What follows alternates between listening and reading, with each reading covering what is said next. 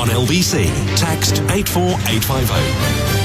Well, we talked about health, we talked about defense. The other issue on which Donald Trump has turned out to be challenging, although it's very much a work in progress, is, of course, trade and tariffs. What can we expect to happen there? Because sometimes the tariffs are kind of held up as a threat and then they're rescinded, as was the case with Mexico and Canada, although in the background they're still very much there. Then, of course, there are the tariffs against China. And then what about Britain? Are we going to be subject to tariffs? Will Keir Starmer be begging Donald Trump not to impose tariffs against us? And what are the ultimate consequences of that, both for inflation in countries like the United States, but also for the world trade order? Let's speak to Shanker Singham, Chief Executive of the Trade and Competition Policy and Law Consultancy company Competory, and also former advisor to both the UK Department of International Trade and US Trade Representative. Welcome to you, Shanker. Hi, Matt. How are you? I'm fine, thanks. I'm fine. I could be better, actually. I think I'm having a few sleepless nights now, courtesy of what's been going on in Washington and elsewhere. Where do we stand at the moment when it comes to tariffs? Is this just blunt talk from Donald Trump, or is it something more serious? Yes. So I think, just on that point, for all our sanity, I think it's very important to differentiate from what is said and what is done and how this all is likely to take effect. And what you're seeing, I think, is the emergence of what you might call a Trump, tariff doctrine. And that doctrine has sort of probably four distinct strands, and we need to keep them separate in our minds.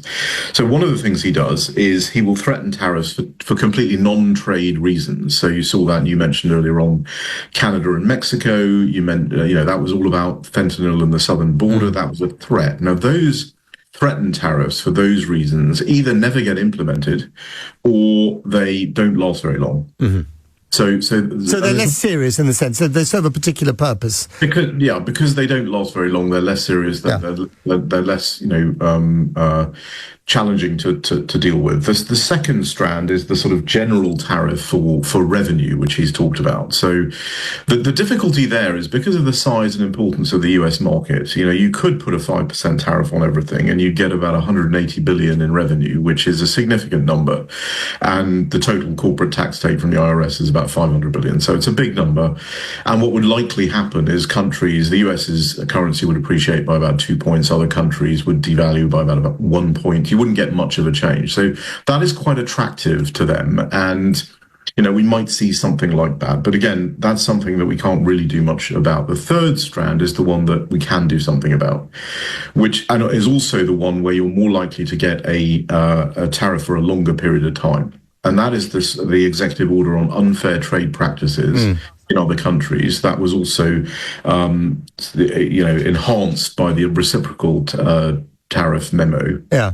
And so basically what the executive agencies in the US are doing right now is responding to Trump's request, which is inventory all of the foreign country trade practices and, tell me what the tariff is going to be for each of those countries. And it's across three sort of areas. One is the country less trade open than the US? In other words, is the tariff that the country charges higher than the US's tariff? And that would be very true of countries like India, China, etc. India has a particular problem because they apply a tariff that is much higher than their bound rate is quite high, but their applied rate varies a lot. So India is right in the line of fire for that sort of area. The UK isn't. Our tariff structure is much lower actually than the US tariff structure in the main. So we're not in a bad position there.